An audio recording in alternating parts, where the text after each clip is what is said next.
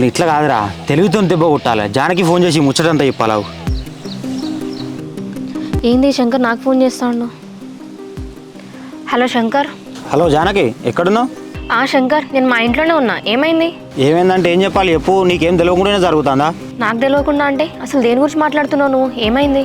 ఏమైందో చెప్తా కానీ నువ్వు ఫస్ట్ ఆ రవ వాళ్ళతో తిరుగుడు బంద్. ఎందుకు? వాళ్ళతో తిరిగితే ఏమైతుంది? మేమందరం జస్ట్ ఫ్రెండ్సే కదా. జానకి, నేను నీ మంచి కోసమే చెప్తాను. రేపు పొద్దుగాల కేసులు అది అని మాత్రం నీ మీదకి వస్తుంది. ఏంటి శంకర్, పోలీసులు ఏంటి, కేసులు ఏంటి? అసలు ఏమైందో చెప్పు నువ్వు. ఏం చెప్పాలి చెప్పు. ఆన్లైన్లో గేమ్స్ ఆడుకుంటా పైసలు మొత్తం కొట్టుకుంటారు. ఏంటి శంకర్, వాళ్ళు ఆన్లైన్లో గేమ్స్ ఆడి డబ్బులు పోగొట్టుకున్నారా? వాళ్ళు నాన్న దగ్గర తాగిన కళ్ళు డబ్బులు కట్టడం కష్టం, అట్లాంటిది ఆన్లైన్లో గేమ్స్ ఆడి డబ్బులు పోగొట్టుకున్నారా? నేనెందుకు అవద్దని చెప్తా. రూపాయి కాదు, 2 రూపాయలు కాదు, ₹1,00,000 కొట్టుకున్నారు. ఏంటి శంకర్, ₹1,00,000 పోగొట్టుకున్నారా? ఇప్పటికే ఊర్లో చాలా మందికి అప్పు ఉన్నారు. మళ్ళీ అందులో ఇప్పుడు ₹1,00,000 కొట్టుకున్నారు. మళ్ళీ కేసులు అది అయింది అనుకో, నీ మీద కూడా వస్తుంది. అరే, అసలు ఈ గేమ్స్ వాళ్ళకి ఎందుకు వీళ్ళు అసలు దీని గురించి ఎవరు చెప్పారు వీళ్ళకి? ఏమో నాకు తెలియదు కానీ నువ్వైతే వాళ్ళకి